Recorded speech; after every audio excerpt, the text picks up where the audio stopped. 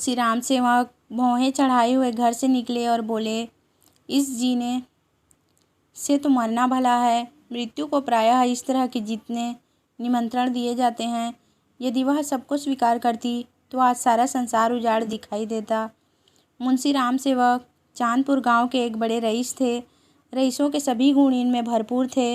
मानव चरित्र की दुर्बलताएं उनके जीवन का आधार थी। वह नित्य मुंसफी कचहरी के हाथे में एक नीम के पेड़ के नीचे कागजों का बस्ता खोल एक टूटी सी चौकी पर बैठे दिखाई देते थे। किसी ने कभी उन्हें किसी इजलास पर कानूनी बहस या मुकदमे की पैरवी करते नहीं देखा, परंतु उन्हें सब लोग मुख्तार साहब कहकर पुकारते थे। चाहे तूफान आए, पानी बरसे, ओले गिरे, पर मुख्तार साहब वहाँ से टस से मस न होते। जब वह कचहरी चलते तो देहातियों के झुंड उनके साथ हो लेते। चारों ओर से उन पर विश्वास और आदर की दृष्टि पड़ती। सब में प्रसिद्ध था कि उनकी जीभ पर सरस्वती विराजती है। इसे वकालत कहो या मुख्तारी, परंतु यह केवल कुल मर्यादा की प्रतिष्ठा का पालन था। आमदनी अधिक न होती थी। चांदी के सिक्कों की तो चर्चा ही क्या, कभी कभी तांबे के सिक्के भी निर्भय उनके पास आने से हिचकते थे। मुंशी जी की कानूनदानी में कोई संदेह न था, परंतु पास के बखेड़े में उन्हें विवश कर दिया था। खैर जो हो, उनका यह पेशा केवल प्रतिष्ठा पालन के निमित्त था, नहीं तो उनके निर्वाह का मुख्य साधन आसपास की अनाथ पर खाने पीने में सुखी विधवाओं और भोले भाले किंतु धनी वृद्धों की श्रद्धा थी। विधवाएं अपना रुपया उनके वहाँ अमानत रखती।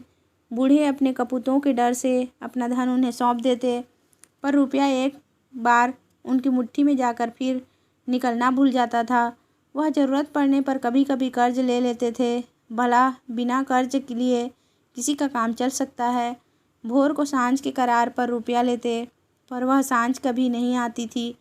सारांश मुंशी जी कर्ज लेकर देना सीखे नहीं थे, यह उनकी कुल प्रथा थी। यही सब मामले बहुधा मुंशी जी के सुख चैन में विघ्न डालते थे। कानून और अदालत से तो उन्हें कोई डर न था। इस मैदान में उसका सामना करना पानी में मगर से लड़ना था। परंतु जब कोई दुष्ट उनसे भिड़ जाता, उनकी ईमानदारी पर संदेह करता और उनके मुंह पर बुरा भला कहने पर उतारू हो जाता, तब मुंशी जी के हृदय पर बड़ी चोट लगती। इस प्रकार की दुर्घटनाएं प्रायः होती थी। हर जगह ऐसे ओछे लोग रहते हैं जिन्हें दूसरों को नीचा दिखाने में ही आनंद आता है। ऐसे लोगों का सहारा पाकर कभी कभी छोटे आदमी मुंशी जी के मुंह लग जाते थे, नहीं तो एक कुंजडीन की इतनी मजाल नहीं थी कि आंगन में जाकर इन्हें बुरा भला कहे। मुंशी जी उसके पुराने ग्राहक थे। बरसों तक उससे साग भाजी ली थी। यदि दाम न दिया जाए तो कुंजडीन को संतोष करना चाहिए था। दाम जल्दी या देर से मिल ही जाते, परंतु वह मुंहफट कुंजडीन 2 ही बरसों में घबरा गई और उसने कुछ आने पैसों के लिए एक प्रतिष्ठित आदमी का पानी उतार लिया। झुंझलाकर मुंशी जी अपने को मृत्यु का कलेवा बनाने पर उतारू हो गए, तो इसमें उनका कुछ दोष न था। इसी गांव में मूंगा नाम की एक विधवा ब्राह्मणी रहती थी। उसका पति ब्रह्मा की काली पलटन में हवलदार था और लड़ाई में वही मारा गया। सरकार की ओर से उसके अच्छे कामों के बदले मूंगा को 500 रुपये मिले थे। विधवा स्त्री, जमाना नाजुक था। बेचारी ने सब रुपये मुंशी राम सेवक को सौंप दिए और महीने महीने थोड़ा थोड़ा उसमें से मांग कर अपना निर्वाह करती थी। मुंशी जी ने यह कर्तव्य कई वर्ष तक तो बड़ी ईमानदारी के साथ पूरा किया, पर जब बूढ़े होने पर भी मूंगा नहीं मरी और मुंशी जी को यह चिंता हुई कि शायद उसमें से आधी रकम भी स्वर्ग यात्रा के लिए नहीं छोड़ना चाहती, तो एक दिन उन्होंने कहा, मूंगा तुम्हें मरना है या नहीं? साफ साफ कह दो कि मैं अपने मरने की फिक्र करूं। उस दिन मूंगा की आंखें खुली, उसकी नींद टूटी। बोली, मेरा हिसाब कर दो, हिसाब का चिट्ठा तैयार है। अमानत में अब 1 कौड़ी बाकी न थी। मूंगा ने बड़ी कड़ाई से मुंशी जी का हाथ पकड़कर कहा, अभी मेरे 250 रुपये तूने दबा रखे हैं, मैं 1 कौड़ी भी न छोड़ूंगी। परंतु अनाथों का क्रोध पटाखों की आवाज़ है, जिससे बच्चे डर जाते हैं और असर कुछ नहीं होता। अदालत में उसका कुछ जोर न था, न पढ़ी लिखी थी, न हिसाब किताब। हाँ, पंचायत के कुछ आसरा था। पंचायत बैठी, कई गांव के लोग इकट्ठे हुए। मुंशी जी नियत और मामले के साफ थे। उन्हें पंचों का क्या डर, सभा में खड़े होकर पंचों से कहा, भाइयों, आप लोग सत्यनारायण और कुलीन हैं। मैं आप सब साहबों का दास हूँ। आप सब साहबों की उदारता और कृपा से, दया और प्रेम से मेरा रोम रोम कृतज्ञ है। और आप लोग सोचते हैं कि इस अनाथिनी और विधवा स्त्री के रुपये हड़प कर गया हूँ। पंचों ने एक स्वर से कहा, नहीं नहीं, आपसे ऐसा नहीं हो सकता। राम सेवक, यदि आप सब सज्जनों का विचार हो कि मैंने रुपये दबा लिए, तो मेरे लिए डूब मरने के सिवाय और कोई उपाय नहीं। मैं धनाढ्य नहीं हूँ, न मुझे उदार होने का घमंड है, पर अपनी कलम की कृपा से, आप लोगों की कृपा से किसी का मोहताज नहीं हूँ। क्या मैं ऐसा ओझा हूँ जाऊँगा कि एक अनाथिनी के रुपये पचा लूँ? पंचों ने एक स्वर से फिर कहा, नहीं नहीं, आपसे ऐसा नहीं हो सकता। मुँह देखकर टीका काढ़ा जाता है। पंचों ने मुंशी जी को छोड़ दिया। पंचायत उठ गई। मूंगा ने आह भरकर संतोष किया और मन में कहा, अच्छा अच्छा, यहाँ ना मिला तो न सही, वहाँ कहाँ जाएगा। अब कोई मूंगा का दुख सुनने वाला और सहायक न था। दरिद्रता से जो कुछ दुख भोगने पड़ते हैं, वह सब उसे झेलने पड़े। वह शरीर से पुष्ट थी, चाहती तो परिश्रम कर सकती थी, पर जिस दिन पंचायत पूरी हुई उसी दिन उसने काम न करने की कसम खा ली। अब उसे रात दिन रुपयों की रट लगी रहती।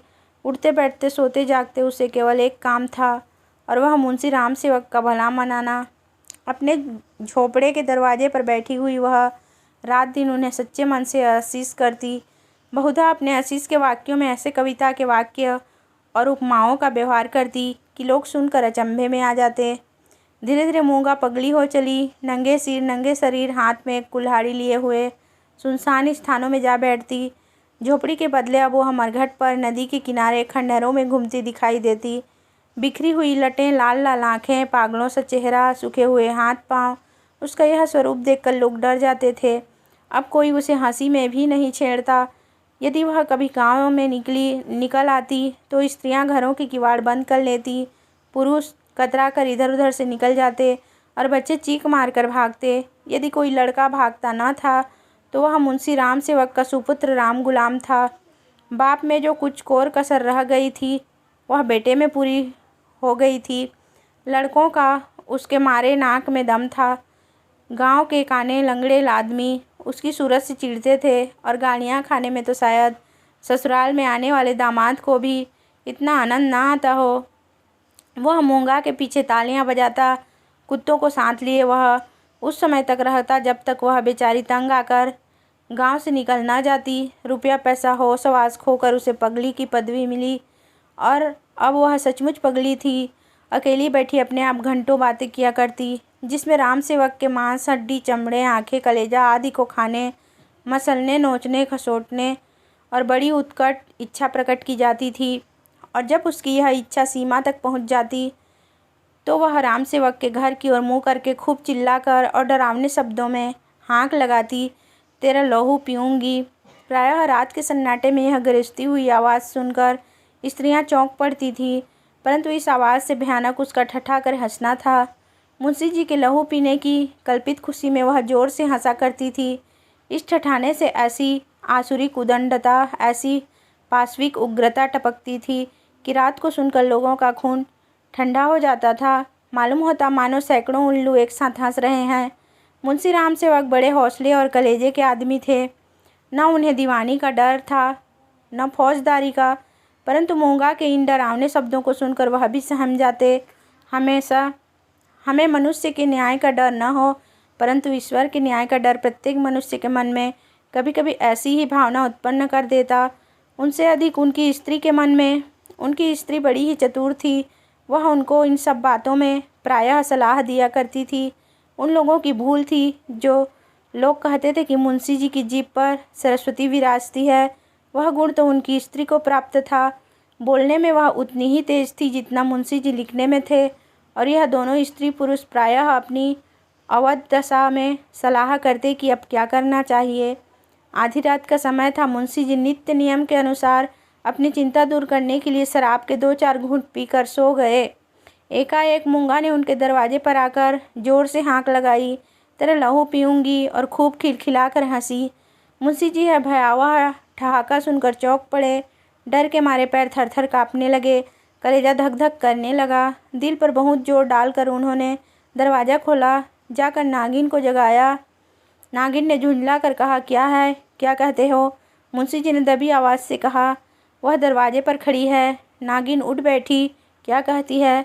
तुम्हारा सिर क्या दरवाजे पर आई है? हाँ, आवाज़ नहीं सुनती हो? नागिन मूंगा से नहीं, परंतु उसके ध्यान से बहुत डरती थी। तो भी उसे विश्वास था कि मैं बोलने में उसे ज़रूर नीचा दिखा सकती हूँ। संभल कर बोली, कहो तो मैं उसके दो दो बातें कर लूँ। परंतु मुंशी जी ने मना किया।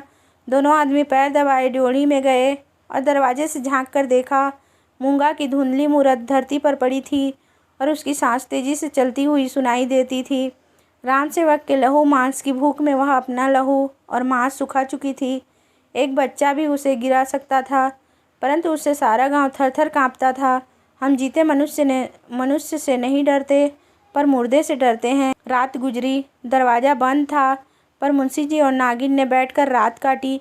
मूंगा भीतर नहीं घुस सकती थी, पर उसकी आवाज़ को कौन रोक सकता था? मूंगा से अधिक डरावनी उसकी आवाज़ थी। भोर को मुंशी जी बाहर निकले और मूंगा से बोले, यहाँ क्यों पड़ी है? मूंगा बोली, तेरा लहू पीऊँगी। नागिन ने बल खाकर कहा, तेरा मुंह झुलस दूंगी। पर नागिन के विष ने मूंगा पर कुछ असर न किया। उसने ज़ोर से ठहाका लगाया। नागिन खिसियानी सी हो गई। हंसी के सामने मुंह बंद हो जाता है। मुंशी जी फिर बोले, यहाँ से उठ जा। न उठूँगी। कब तक पड़ी रहेगी? तेरा लहू पी कर जाऊँगी। मुंशी जी की प्रखर लेखनी का यहाँ कुछ जोर न चला और नागिन की आग भरी बातें यहाँ सर्द हो गई। दोनों घर में जाकर सलाह करने लगे, यह बला कैसे टलेगी? इस आपत्ति से कैसे छुटकारा होगा? देवी आती है तो बकरे का खून पीकर चली जाती है, पर यह डाइन मनुष्य का खून पीने आई है। वह खून जिसका अगर एक बूंद भी कलम बनाने के समय निकल पड़ती थी तो अठवारों और महीनों सारे कुनबे को अफसोस रहता और यह घटना गांव में घर घर फैल जाती। क्या वही लहू पीकर मूंगा का सूखा शरीर हरा हो जाएगा? गांव में यह चर्चा फैल गई। मूंगा मुंशी जी के दरवाजे पर धरना दिए बैठी है। मुंशी जी के आगमन में गांव वालों को बड़ा मज़ा आता था।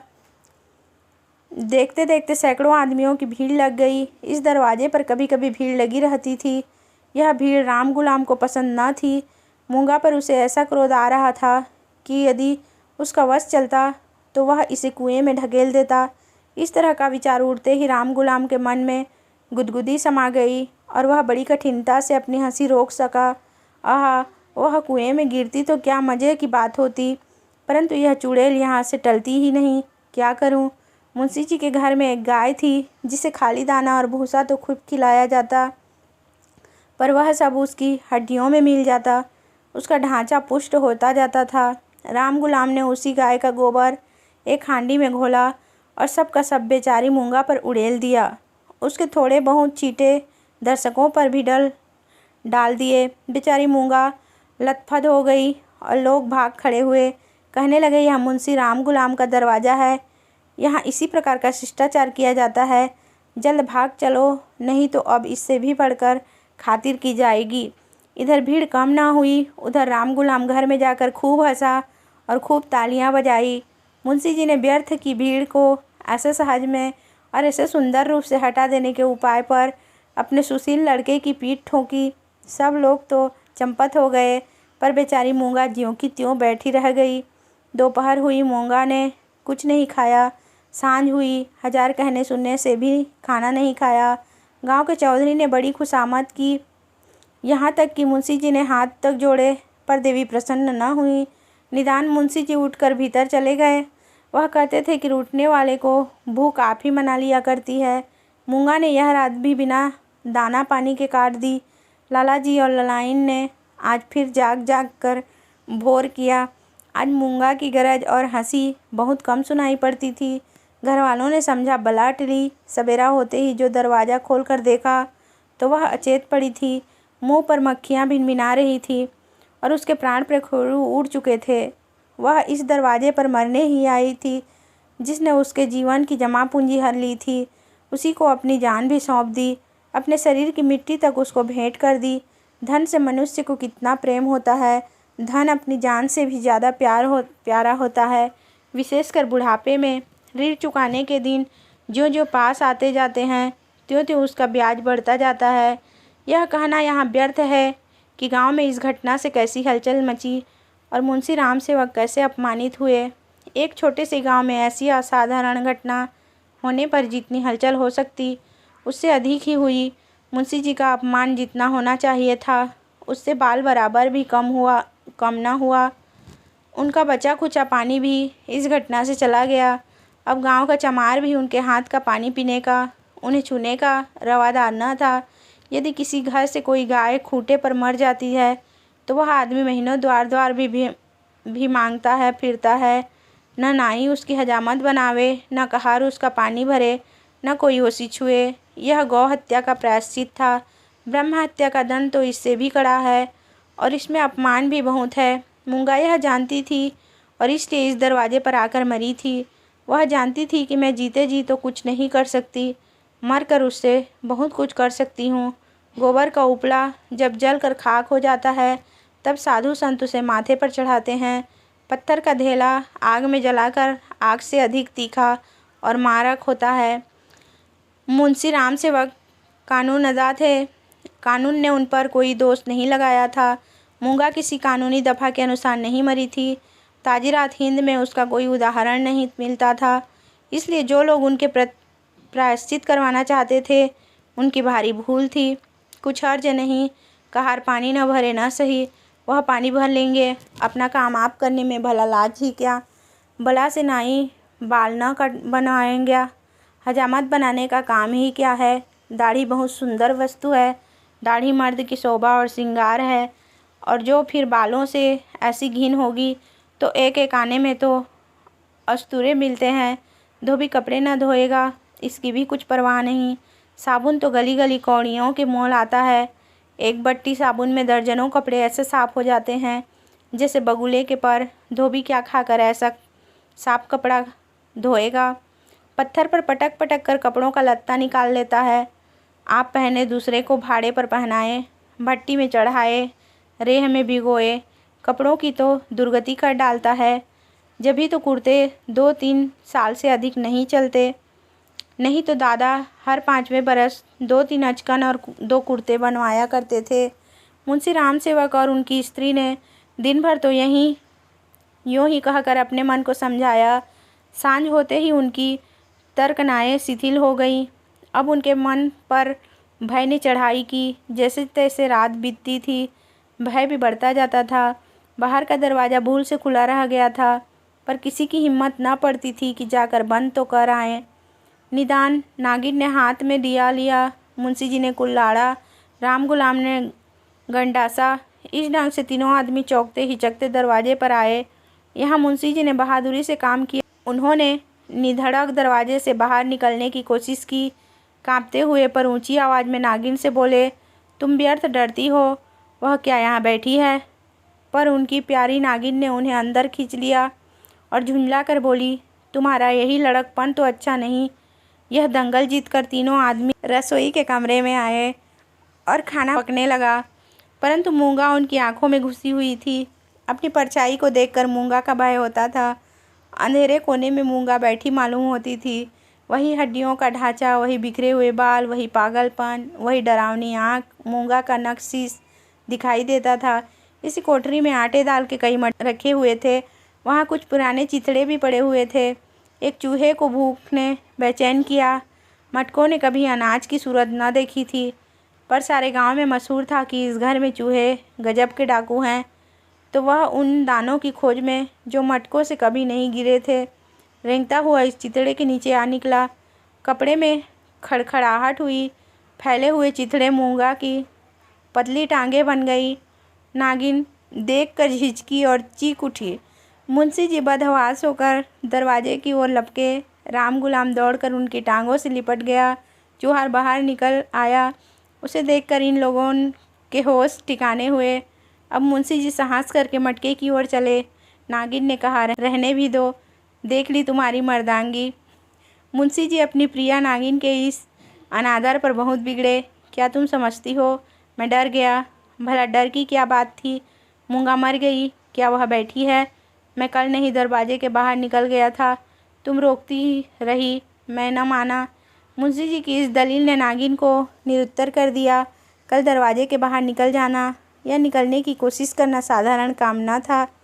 जिसके साहस का ऐसा प्रमाण मिल चुका हो उसे डरपोक कौन कह सकता है। यह नागिन की हठधर्मी थी। खाना खाकर तीनों आदमी सोने के कमरे में आए, परंतु मूंगा ने यहाँ भी पीछा न छोड़ा। बातें करते थे, दिल को बहलाते थे।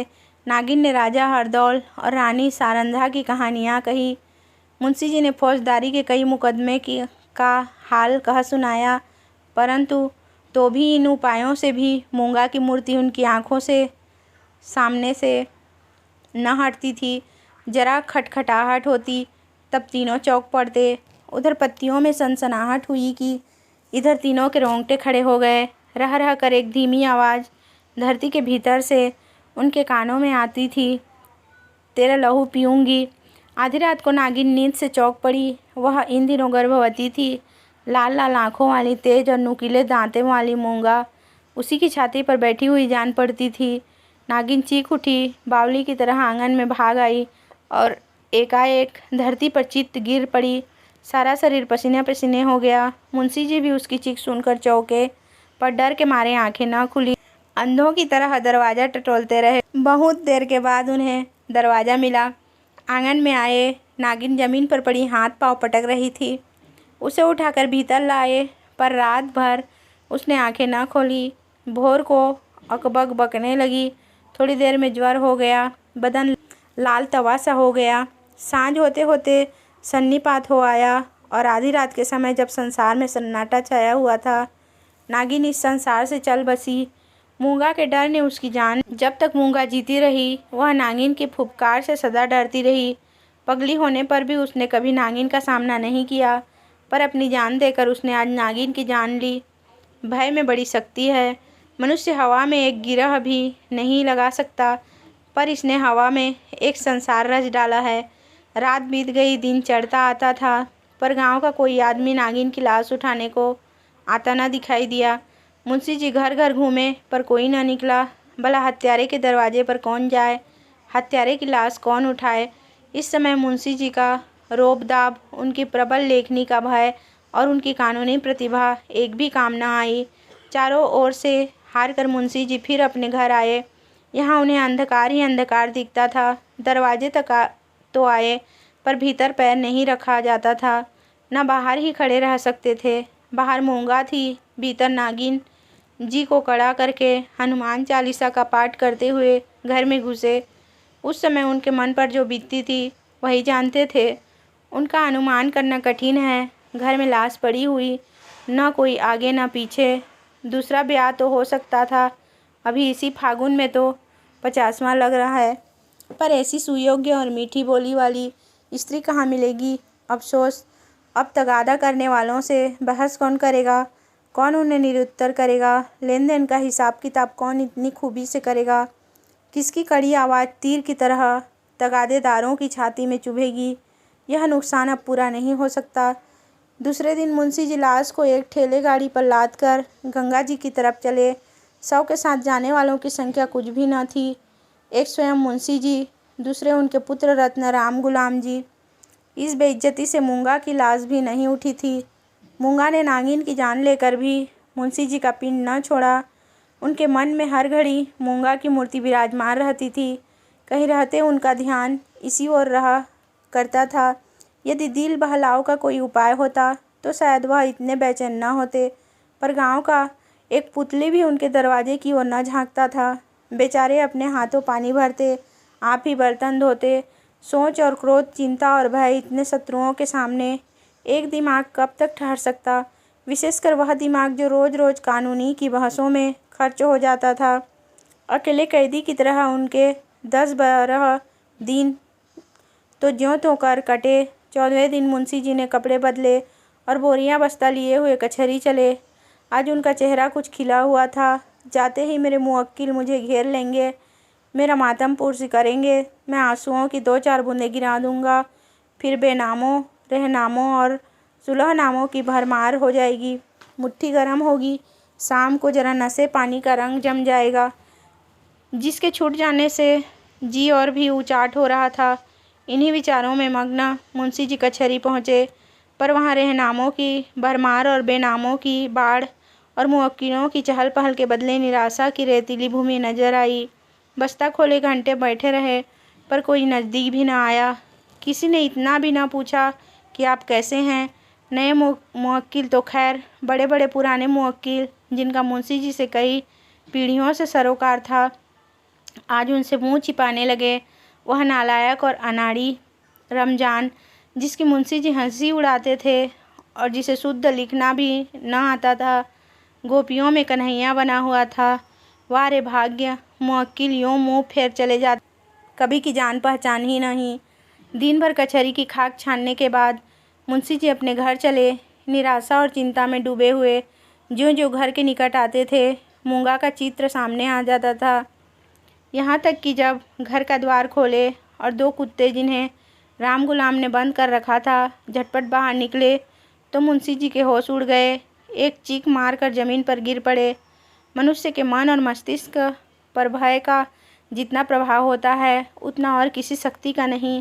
प्रेम, चिंता, निराशा, हानि, यह सब मन को अवश्य दुखित करते हैं। यह हवा के हल्के झोंके हैं और भय प्रचंड आंधी है। मुंशी जी पर इसके बाद क्या बीती मालूम नहीं। कई दिन तक लोगों ने इन्हें कचहरी जाते और वहां से मुरझाए हुए लौटते देखा। कचहरी जाना उनका कर्तव्य था और यद्यपि वहां मुवक्किलों का अकाल था तो भी तगादे वालों से गला छुड़ाने और उनको भरोसा दिलाने के लिए अब यही एक लटका रह गया था। इसके बाद वह कई महीने तक दिख ना पड़े। बद्रीनाथ चले गए। एक दिन गांव में एक साधु आया, भभूत रमाए, लंबी लंबी जटाएं, हाथ में कमंडल। इसका चेहरा मुंशी राम सेवक से बहुत मिलता जुलता था, बोलचाल भी अधिक भेद न था। वह एक पेड़ के नीचे धूनी रमाए बैठा रहा। उसी रात को मुंशी राम सेवक के घर धुआं उठा, फिर आग की ज्वालाएं दिखने लगी और आग भड़क उठी। गांव के सैकड़ों आदमी दौड़े, आग बुझाने के लिए नहीं, तमाशा देखने के लिए। एक गरीब की हाय में कितना प्रभाव है। राम गुलाम मुंशी जी के गायब हो जाने पर अपने मामा के यहाँ चला गया और वहाँ कुछ दिनों रहा, पर वहाँ उसकी चाल ढाल किसी को पसंद न आई। एक दिन उसने किसी के खेत में मूली नोची। उसने 2-4 धौल लगाए। उस पर वह इस तरह बिगड़ा कि जब उसके चने खलिहान में आए तो उसने आग लगा दी। सारा का सारा खलिहान जलकर खाक हो गया। हजारों रुपयों का नुकसान हुआ। पुलिस ने तहकीकात की। राम गुलाम पकड़ा गया। इसी अपराध में वह चुनार के रिफॉर्मेटरी स्कूल में मौजूद है।